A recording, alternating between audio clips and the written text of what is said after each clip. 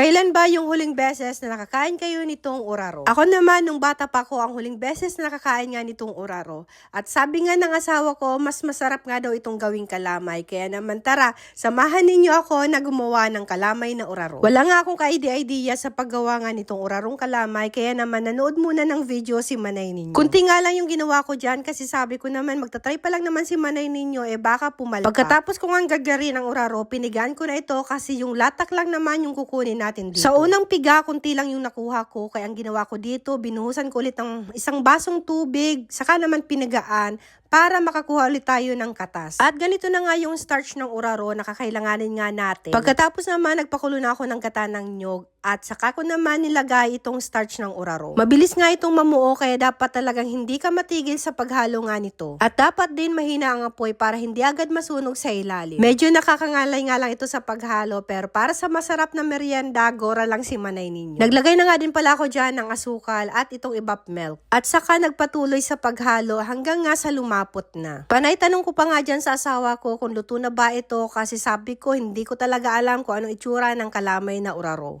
Sabi niya nga nakalimutan niya na kasi yung huling beses nakakain siya nitong urarong kalamay bata pa siya noon. Na, ito na yung urarong kalamay.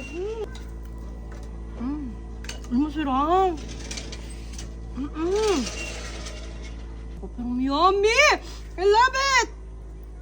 At hanggang dito na lang ulit mga manay, as in mga manoy ko. Salamat ulit sa panonood.